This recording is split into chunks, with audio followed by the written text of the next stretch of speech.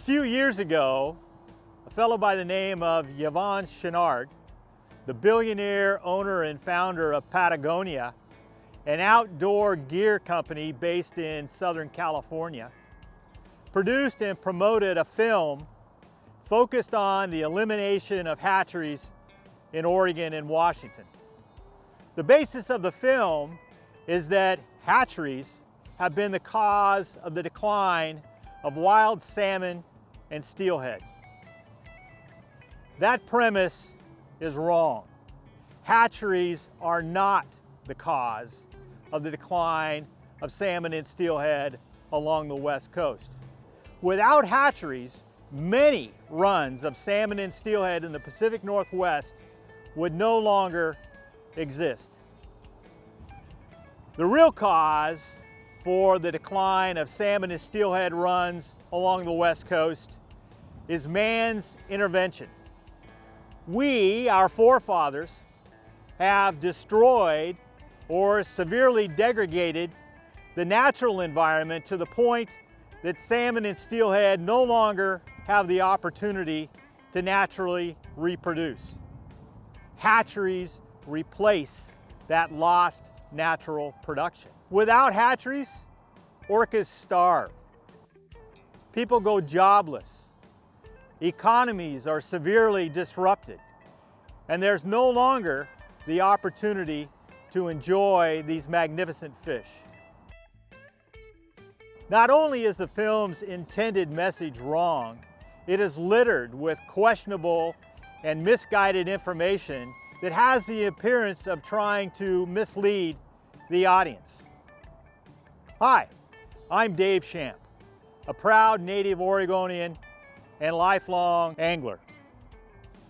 Time won't allow the opportunity to go through all of the questionable information contained in Artifishal. But it's important for interested folks to have the opportunity to see examples of how far individuals and organizations will go to misrepresent information with the intent of furthering their anti-hatchery agenda. Let's have a look at Artifishal.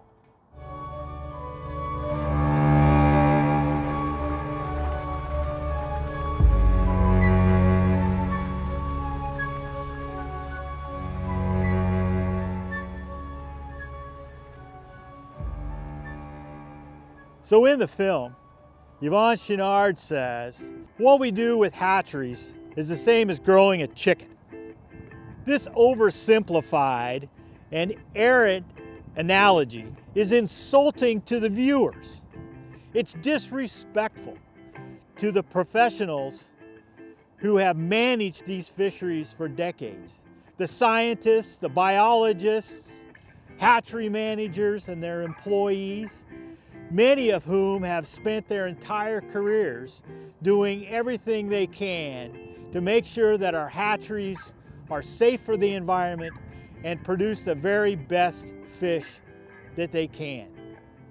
Today's modern hatcheries go through a rigorous, complex, long, and very costly permitting process that include making sure that they comply with Environmental Protection Agency requirements, and they go through a federal process to make sure that the fish are produced are in compliance with Endangered Species Act requirements.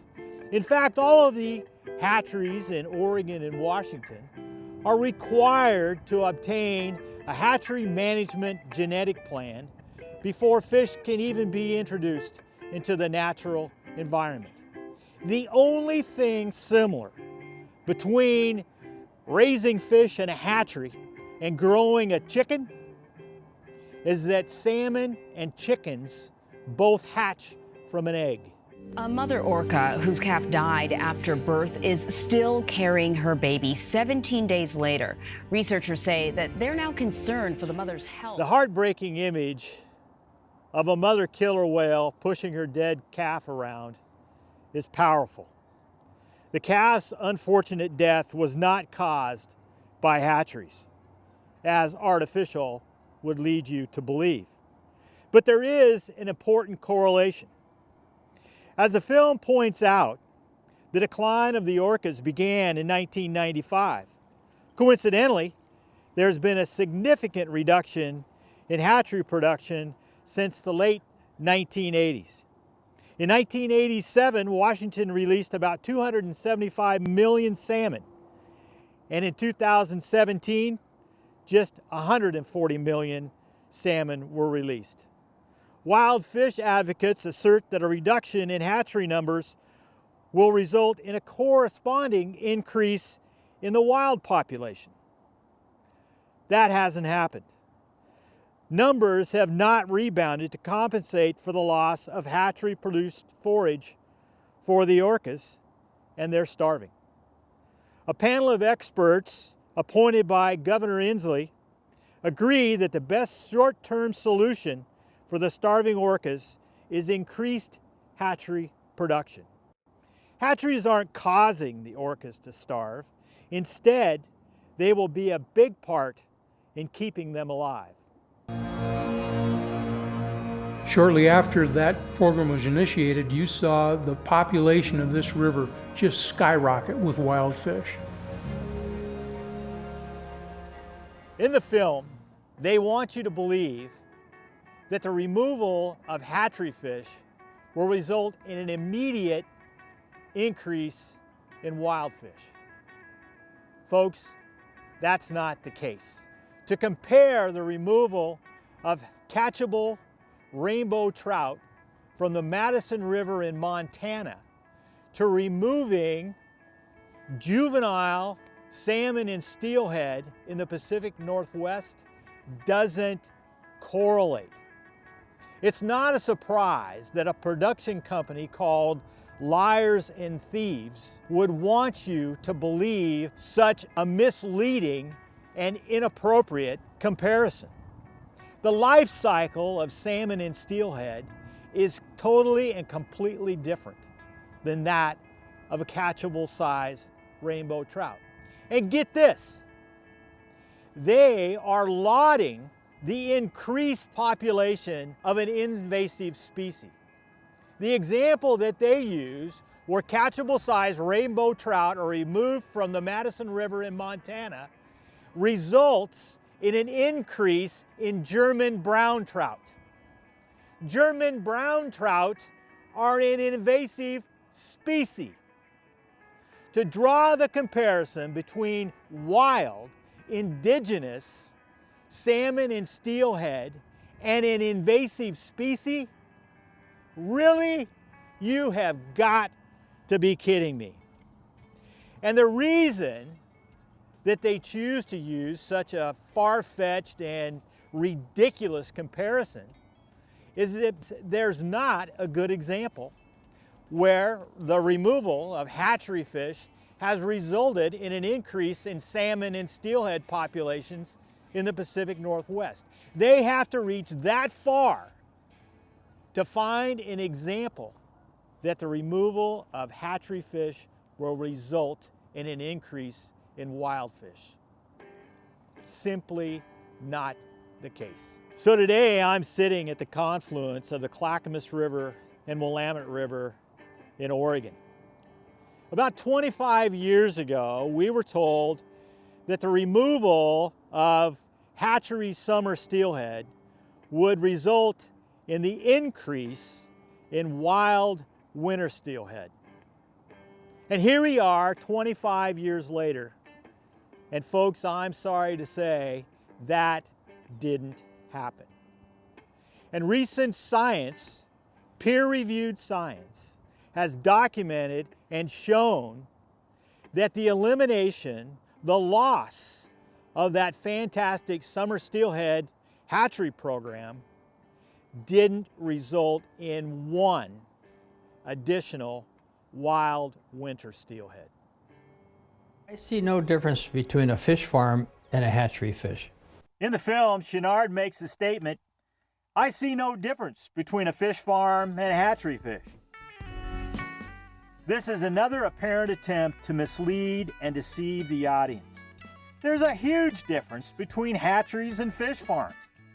Fish farms are in open waters, raise fish through their entire life cycle, are prone to escapement, disease, and parasites.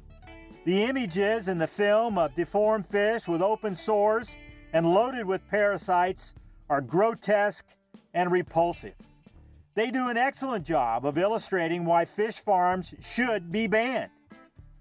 Hatcheries, on the other hand, are land-based, have measures in place to deal with any waste, water quality, and potential disease outbreaks.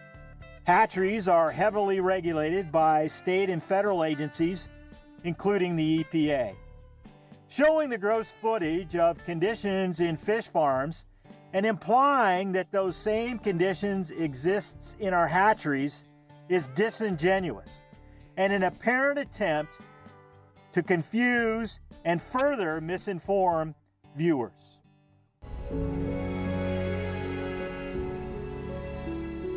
If hatcheries were successful and were addressing this situation, we wouldn't be having this discussion today. Artifishal wants you to believe that hatcheries aren't successful. In fact, they come right out and say, if hatcheries were successful, we wouldn't be having this discussion. Today, 75% of the harvested salmon in the Puget Sound come from a hatchery. 75% of the salmon and steelhead harvested in Oregon come from a hatchery. 90% of the salmon and steelhead swimming in the Columbia River began their life in a hatchery. Hatcheries have successfully mitigated the loss of lost natural production. Right here, the Willamette River has 13 high-head flood control dams, largely impassable for salmon and steelhead.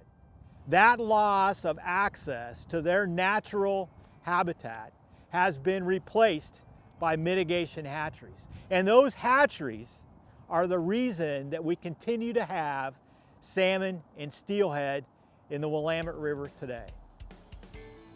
To expect the removal of those 13 high-head dams, reasonable people understand that's not going to happen. We rely on hatcheries to produce the fish that we enjoy today. So there's little question that the intent of Artifishal was noble. Any effort to protect and enhance our wild fish runs should be rewarded.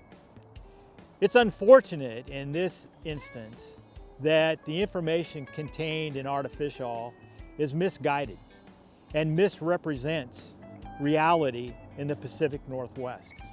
We applaud Patagonia and their desire to do what we can to improve our native and wild fish situation.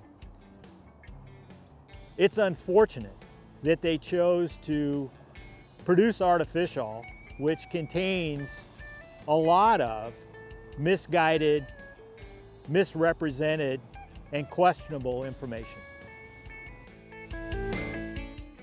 So that's just a taste of the misleading and questionable information contained in Artifishal.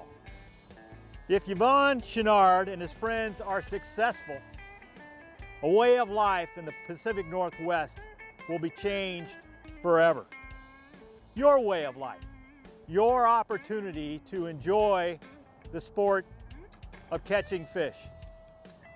The guides, the people who make the boats and the gear and the economies that rely on fish and fishing.